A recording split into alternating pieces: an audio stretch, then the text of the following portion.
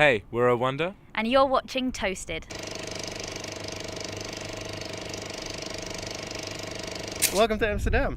Thank you. We're very excited to be here. Yeah. Very excited. Really excited. This whole project was born in Amsterdam, so it's really special for us to come back here. Actually, it's the first time since we came up with the concept of O Wonder that we've returned. Yeah. But you have to elaborate on that. I thought the whole thing was originated in London, but actually it was Amsterdam. Amsterdam. The idea was here. So basically, we came here 3 years ago, and we just wrote in an apartment, an Airbnb apartment, for a week near Wester Park. Wester Park. Wester Park. Is that how you say it? So let me get this straight. You rented. You were here on a holiday, sort of? No, it was. Just a writing trip, and then we wrote maybe 6 songs. In 5 days, we just rented like an Airbnb that had a piano from this guy called Martin, who was really cool, and was like, "Yeah, you can use my piano, use whatever." So we just like wrote songs in the day and then explored Amsterdam by night. And it was kind of during that time that we thought, "Oh, let's come up with some kind of writing project. Let's call it O Wonder. We'll do it one day." And 2 years later, we're here. So. And another 9 songs later as well, I might add. Did you also record those in Amsterdam, or? No, that was all London based. So yeah, it's just the idea was born here. And then, Hey, a couple of things that struck me. 15 songs on double white vinyl. Licking my lips here. I know, we're so proud of that. Like when we held it, we were like, these exist like in real tangible format. They're not just like songs on our phone or something. It's really cool. Yeah. You're really thrilled about that, right? I mean, with 15 songs on a double album, I mean, kind of a, how should I say this, daring release for the first. Yeah, definitely. I think we wanted it to be physical because it's so easy to just leave digital things behind. Digital music is throwaway, isn't it? You can't, you could lose it on your computer. But it's Always nice. Stays on iCloud though. It does, but vinyl will always be there, even if it's scratched. You'll still. That's kind of statement for you guys, because I mean, what I know is you carefully and really well planned your release. I mean, a song a month for free, creating a lot of buzz there. Who came up with that idea? Yourselves? It was us, yeah, and it was very in the moment. It was an accident essentially. So we decided to do one song called Body Gold and release it as I Wonder, and then we needed a tagline for our SoundCloud, and basically we just thought to ourselves, why don't we do this every month and give it like a concept. And was it what I read in a biography? Most of the times, folks, biographies are a load of crap, propaganda about a band, and I really can imagine if you read it, you're like, what, are we that? But in this case, it said you went to a cafe, you looked at SoundCloud, and you saw the numbers rise from 6th place to 100,000, and I think even 40 million right now. That's ridiculous. Yeah, something ludicrous. That's the word. It's ridiculous. But it happened like that. Yeah. Genuinely happened like that. So we just went to our favourite cafe in Shoreditch and uploaded a track called Body Gold, and it was totally anonymous, so we didn't even tell our friends or nobody knew apart from us two and our managers. They were like the 4 people in the world that knew what we were doing, and that was kind of the intention, because we never anticipated that it would expand beyond the 4 of us. It was just kind of our little selfish way of making songs and putting them online, and we kind of just emailed them to a bunch of blogs, didn't we? And it was weird how quickly they latched onto the first tune, and as you say, then it kind of really quickly grew in momentum. So it was like instant. We were like, whoa, hold on, this is something bigger than the 4 of us. This could be something quite cool. Yeah, we just didn't anticipate that, like people around the world listening to a song that we'd And made. now you're playing Shepherd's Bush. Yeah, that's nuts. That's like our favourite venue in London. I don't think any of this will be real until we get on stage. So we still haven't played a gig, and the first gig is next week. Your gigs are selling out pretty quickly, I noticed. I mean, there's Paradiso here in Amsterdam sold out. I saw the LA shows even sold out. Playing in LA already? Yeah, that's weird. So we had this kind of joke, like an in-joke, a private joke, that we'd play in London, Paris, LA and New York. And I think at one point it was like they're the only shows we'll ever do. And we put the 4 of them on sale, kind of not really thinking anything. And they all sold out like within a couple of days. And then we put second shows on all of those on sale, and they sold out. We were like, what?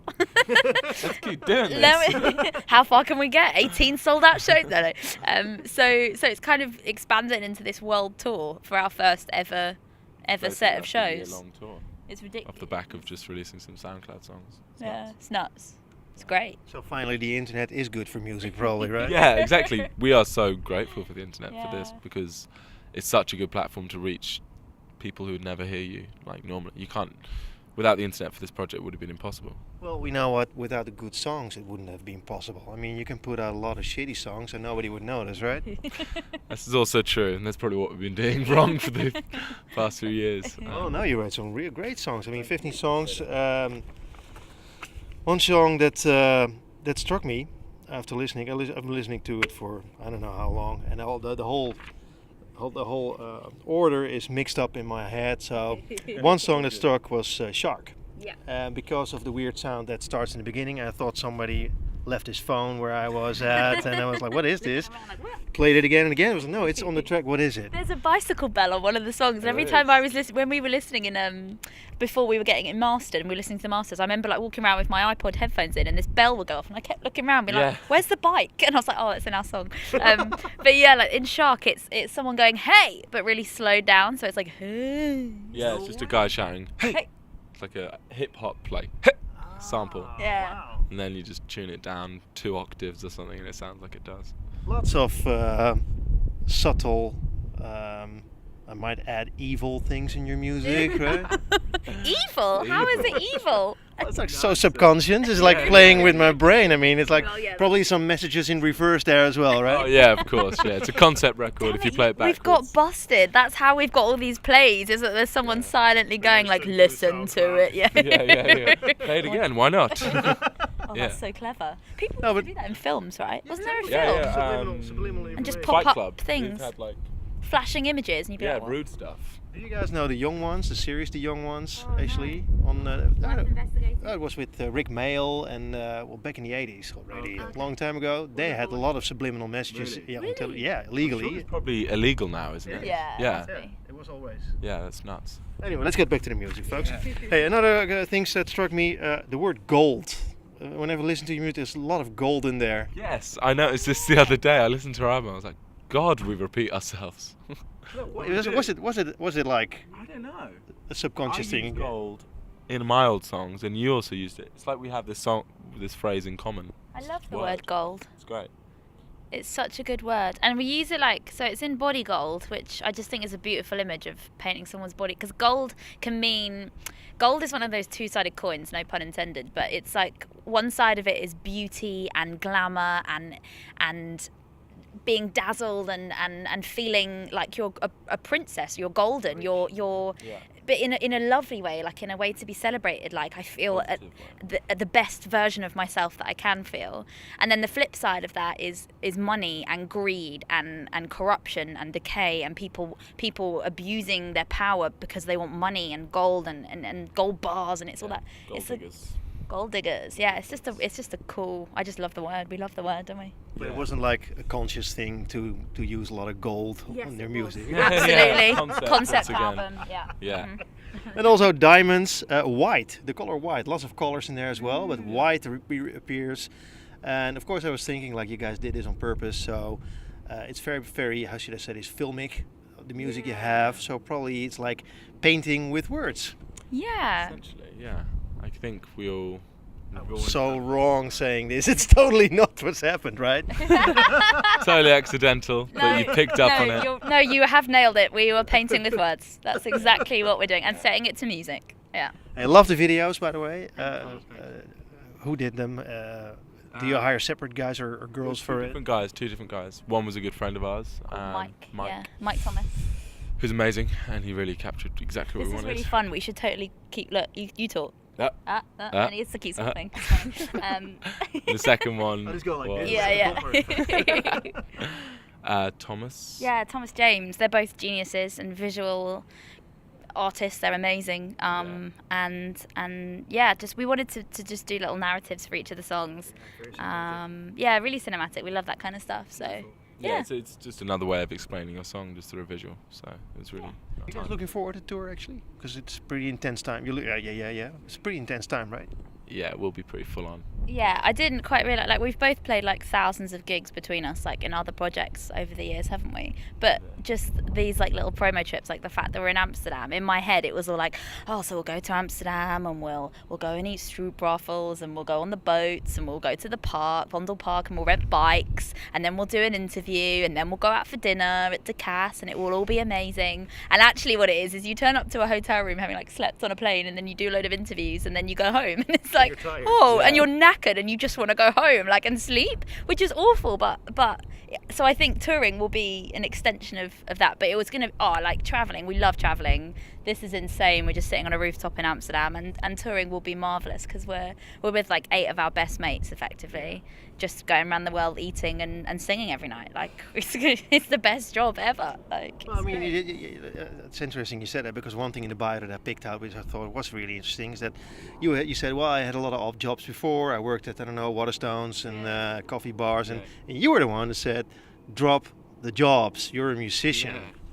Yeah, I think you needed that little kick, because I'd basically left school and started being in band straight away. Josephine left school and went to university, so I think I had 3 years of basically just living with my parents, trying to really be a musician. It's really hard, obviously, but I was kind of over that point, and I think you were still in denial, right? You're like, oh, I can't be a musician. Yeah. So Anthony's one of those people that is amazing at how do I say, so and all of your family totally harness that idea that if you want to do something, you've just got to work really, really hard at it and keep going and pick something that you love. Whereas I come from, I guess, what most people live in, which is not that your parents don't live in reality, but that your parents are so supportive and so like, yes, you want to be a musician, go and like work 17-hour days and work your ass off in the studio and gig relentlessly and you'll make it and you'll be great. Whereas I come from a background that's like, okay, you need to go to university and get yourself a good degree so you can get yourself a good job, make some money, and have kids and that. And if you want to do music, you can do it on the side. Yeah, it's a hobby. So and more people should be like you because you are the one that encouraged me to say, you know what, I don't want to work in a bookshop anymore. I don't want to be a lawyer, but which is what I was going to be. And I was like, I love music. But you never envisage your dreams turning into reality. No one ever tells you that like that it's possible to do something that you love for a living. Like, that's not really a thing that you grow up learning. You grow up saying, like, being told what subjects you should study to get into which good university to go and get this good job. And it's like, you know, you do these tests at school and they're like, you'll be a great teacher or a great journalist, and you're like, okay, will I? And you kind of get pigeonholed into things. So before you know it, you lead a life you don't want to live and you become very unhappy. It's crazy. Like, even you have to ingrain it right from school, because when I went to school, I tried to do music, and for the first 6 months they didn't let me do the course because I didn't have music qualifications, and now I'm the only person from my school doing music. And it's just, they don't let you know that, you know, you can, anything's possible. Yeah, and even if you don't play an instrument to a classical level, I still feel musical, but I couldn't convey that in my school. There was no way of showing my teacher that I was musical. I knew I could write songs when I was a kid, but they didn't want to listen to the songs. They wanted to see if I could do a scale on a piano.